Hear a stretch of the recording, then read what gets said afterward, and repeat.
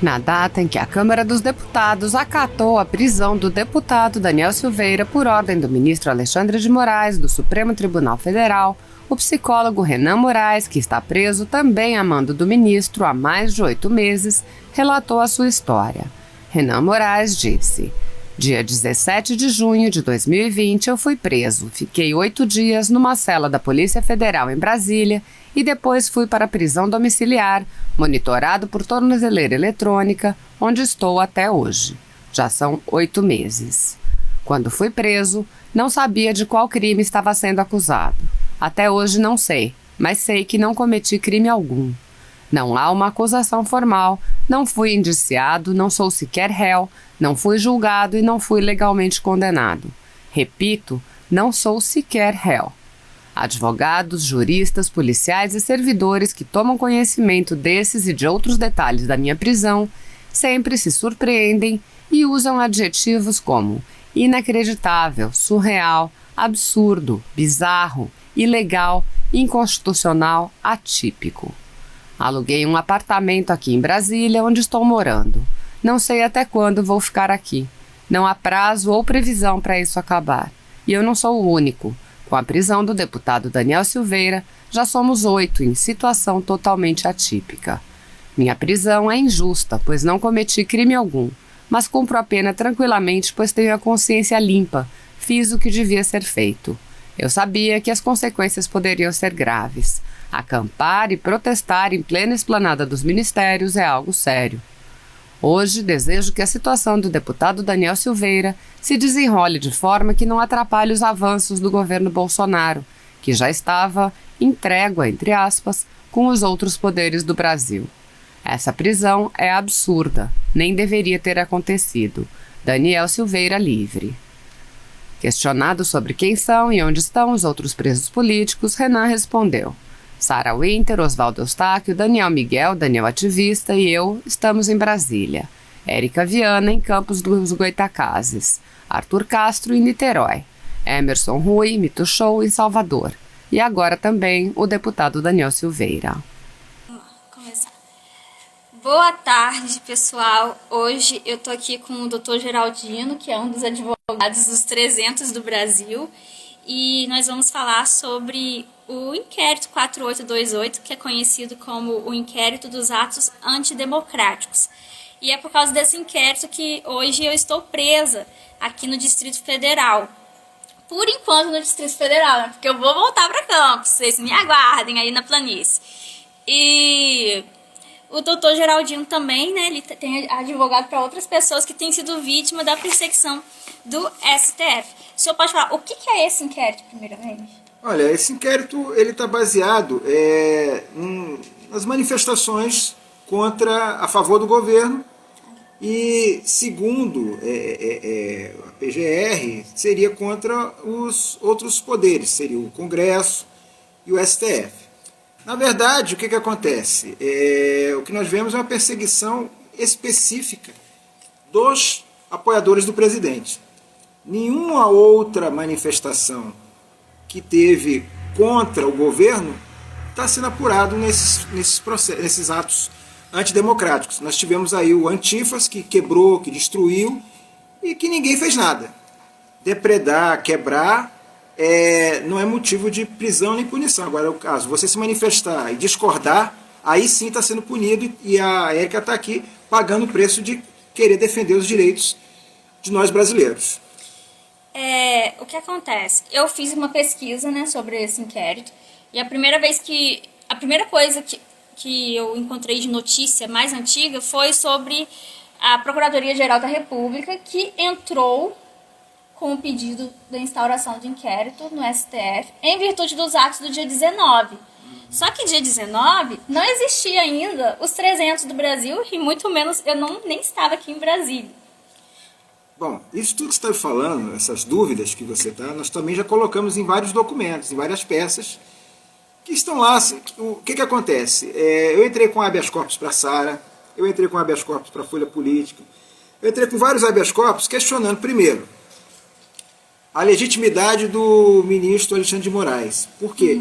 No inquérito da fake news, houve uma portaria 60, que determinou, que designou ele como o relator do inquérito da fake news.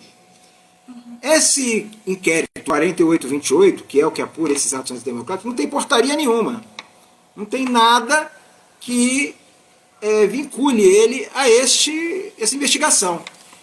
E aí, eles podem dizer que, né, porque como ele já era, ele teria, no caso, a competência em função do inquérito das fake news. Só que eu acho que uma coisa, a matéria de um não tem nada a ver com a matéria do outro. O que se apura em um caso não é o que se apura no outro. Apesar de muitos dos envolvidos, muitos dos investigados estarem em ambos os processos. Sim.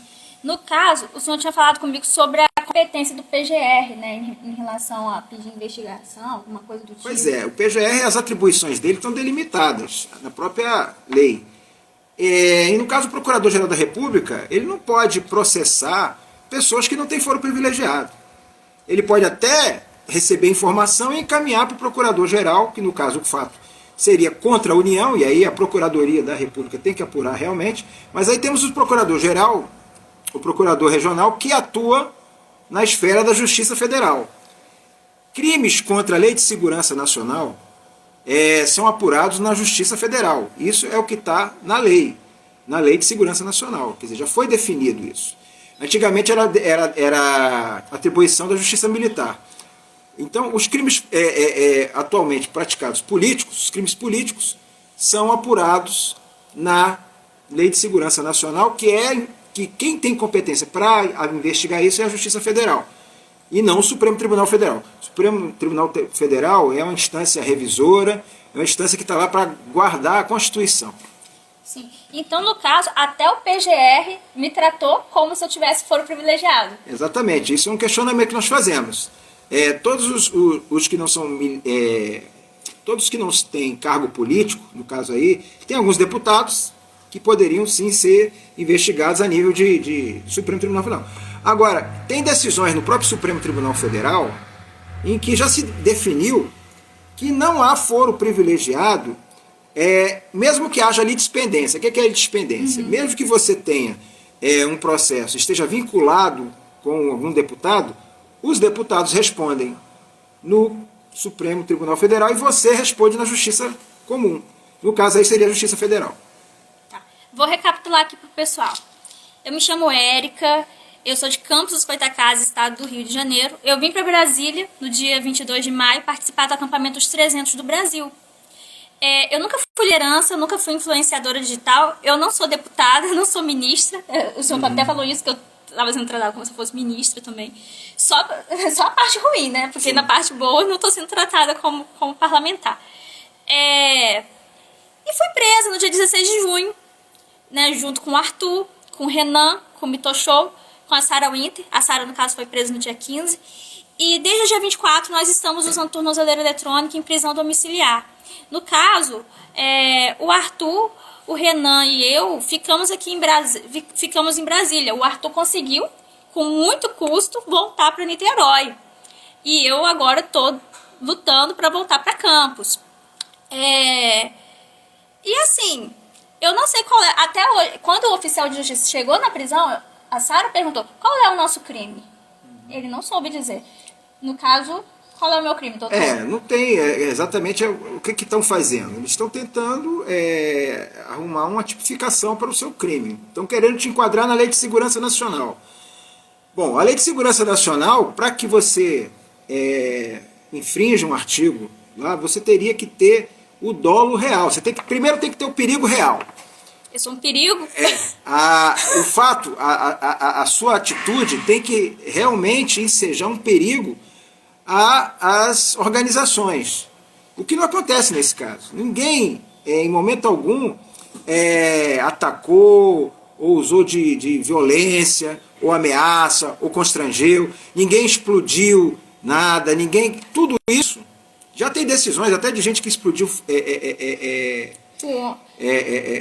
uma usina aqui, tem decisões que eu já pesquisei a respeito disso, em que o cara estava querendo usar isso de forma política e ele ainda foi absolvido, porque não tinha o dano real, o perigo real, aliás, dano real não, o perigo real contra as instituições. Então é muito difícil você fazer um enquadramento desse. E mais, não existe na Lei de Segurança Nacional a tipificação de formação de quadrilha. Não existe. Então, aí eles estão querendo dizer também que a gente era uma quadrilha. O que eles estão querendo, o que eles estão tentando, porque para pedir a prisão temporária de vocês, eu até trouxe aqui um documento, na prisão temporária, eles qualificaram aqui, ó, essa aqui caberá prisão temporária, sem vários artigos. E no caso, para esses crimes aqui que estão sendo elencados, que você está vendo aqui, são os crimes onde caberá um pedido de prisão temporária, que é um pedido de investigação para apurar o fato. Roubo, sequestro, extorsão. Gente, olha só, o único ponto que eles poderiam enquadrar, e assim forçando muita barra, é esse aqui, ó. Quadrilha ou bando. Por isso que estão tentando, né, fazer uma ligação disso, por isso que você está com essa tornozeleira. Eu acho essa decisão é ilegal, até porque na Lei de Segurança Nacional não existe previsão para isso. Várias situações. Tornozeleira, né? Para tornozeleira. Você faz a prisão temporária, caso haja necessidade, prorroga-se, mas a partir daí, ou você pede a preventiva, se há elementos para preventiva, ou você solta. No caso seu, Érica, eu vi até a decisão que fez a prorrogação. Na decisão, o próprio ministro Alexandre de Moraes disse que após completar o período de 5 dias, vocês poderiam ficar em liberdade.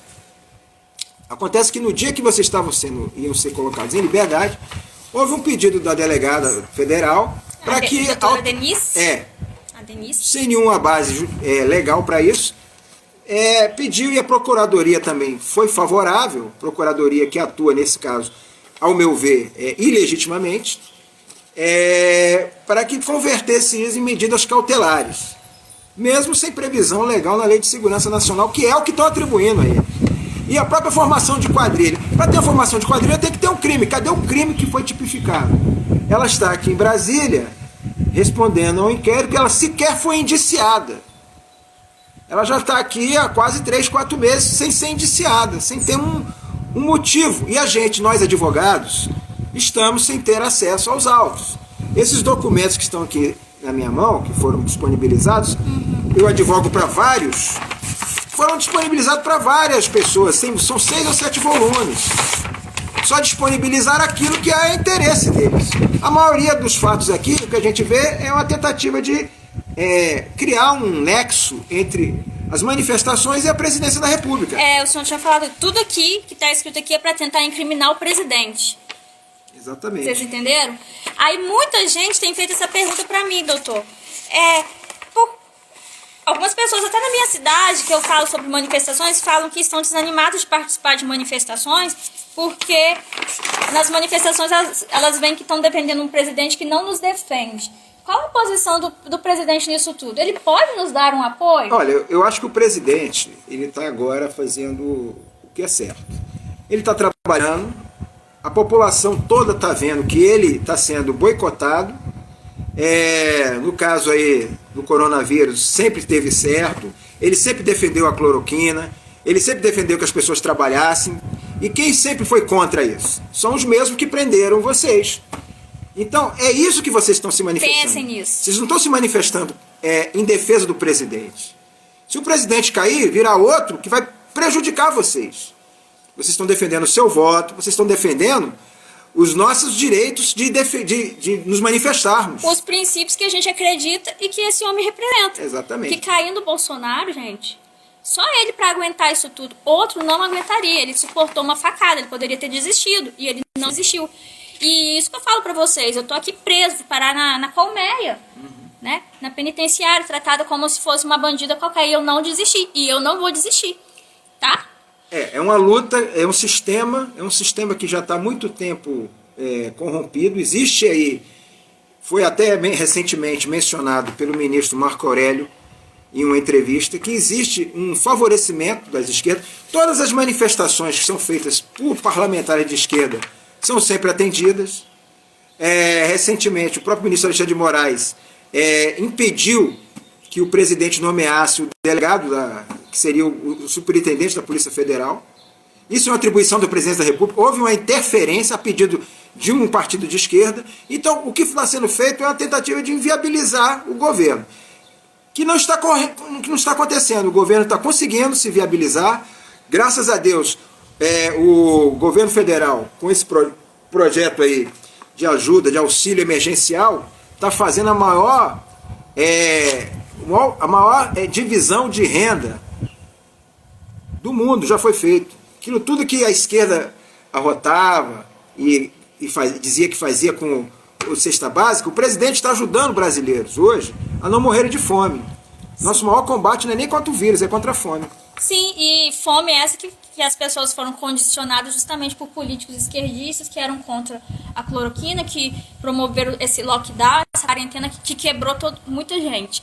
E outra coisa, só o fato do presidente ir nas manifestações de domingo já estava sendo usado também para poder incriminá-lo. Sim. Eles querem a todo custo impeachment o presidente. Infelizmente, estão nos usando, né? Eu entendo até, por exemplo, esse processo, esse inquérito da fake news... E o nosso também. E o 4828, o inquérito da fake news já dura mais de um ano. Recentemente, o ministro Alexandre de Moraes assumiu um posto lá no Tribunal Superior Eleitoral. Existe, eu já vi denúncias de jornalistas, como até mesmo do deputado Roberto Jefferson, que insinuam que estão levantando a tese de que estão tentando caçar a chapa usando esse inquérito da fake news. Como até agora não encontraram nada, está meio difícil de caçar a chapa, porque seria o único modo de fazer com que o voto, que foi legitimamente, de tirar do poder o presidente da República. Porque por impeachment já viram que é impossível. Então estão tentando, através de uma manobra jurídica, utilizar de recursos. Recentemente também foi informado e saiu na imprensa, o próprio Alan dos Santos falou em uma entrevista, depois que ele saiu do Brasil, que ele falou isso. Que estavam monitorando o presidente, que tinham 3 malas espiãs, uma na Embaixada da Coreia, uma embaixada da China e outra no escritório do advogado Kakai. Então, isso tudo ninguém sabe se foi apurado, ninguém sabe o que aconteceu. Então, quer dizer, estão de todas as formas investigando o presidente, tentando achar alguma coisa que faça com que eles possam caçar a chapa. Eu vi no site do Ministério Público que nós fomos presos, né? Que foi pedido, quando foi pedida a nossa prisão, um dos motivos é que nós fomos identificados como líderes, uma coisa que não procede, e captadores de recursos. Exatamente, tem vários. A narrativa é essa. Essa narrativa, se eu não me engano, começou com a Rede Globo. A Rede Globo começou com essa história de atos antidemocráticos. Não existe atos antidemocráticos. Quando você se manifesta expressando a sua opinião. Vários juristas no país já são contrários. Inclusive, eu faço parte de um grupo chamado Movimento Advogados do Brasil, e nós fizemos uma ação chamada Maior Ação do Mundo, onde nós fizemos eu até assino essa ação junto com o Dr. Emerson, com outros colegas, pedindo à Corte Interamericana que intervenha, porque há muitos absurdos acontecendo aqui no país. E eles precisam dar uma olhada, dar um enfoque. Essa Corte Interamericana já teve denúncia de uma associação do Ministério Público, já teve uma denúncia do próprio Roberto Jefferson, do PTB, e teve essa maior ação do mundo que nós também entramos também na ONU. Que entra o inquérito. É o inquérito 4781 e o 483, os dois inquéritos. Os fatos são pessoas que estão hoje, vários presos, estão sendo colocados em liberdade em função de pandemia, vários criminosos perigosos, e a Érica, por defender os seus interesses, por defender as suas convicções, está presa aqui em Brasília, infelizmente. Mas ela com certeza conseguirá passar por esse período e voltar para Campo de Goytacazes. Aí. Sim, eu vou voltar. Eu vou voltar mais forte que nunca. Sim. Que antes, na verdade. Aí, doutor, uma das coisas que aconteceu também lá no presídio, os dias que a gente ficou lá, nós ficamos impedidos de falar com os advogados não tinham acesso a gente, e eu tenho curso superior. Sim. Eu vou te falar uma coisa, todos esses absurdos, por que eu estou imprimindo? Eu imprimi isso aqui, primeiro para te mostrar onde eles quiserem te enquadrar. Agora, tem a Lei de Segurança Nacional, a Lei de Segurança Nacional é essa aqui, 7170, gente. Eu gosto de trazer a lei para as pessoas tomarem conhecimento. Aqui, ó. Espera um minutinho.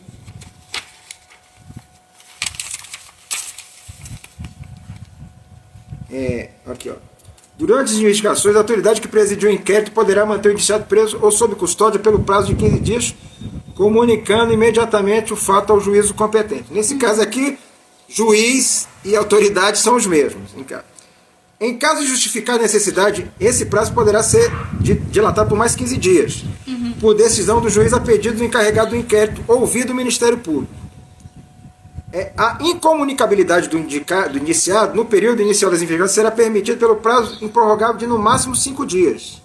Vocês ficaram quantos dias sem comunicar com o advogado lá? 8 dias. E aqui tem um terceiro.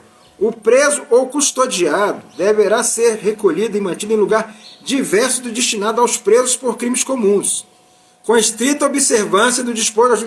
Então, ela não poderia estar presa na colmeia nem a Sara. Aqui é um crime político, eles não poderiam, eles não são criminosos, não são bandidos. Nunca cometeram crime nenhum na vida, a única coisa que eles estão respondendo é porque defendem os direitos, as garantias, o direito de você falar, o seu direito, o seu voto. É por isso que eles estão aqui. Infelizmente, nós estamos vivendo uma certa ditadura, assim.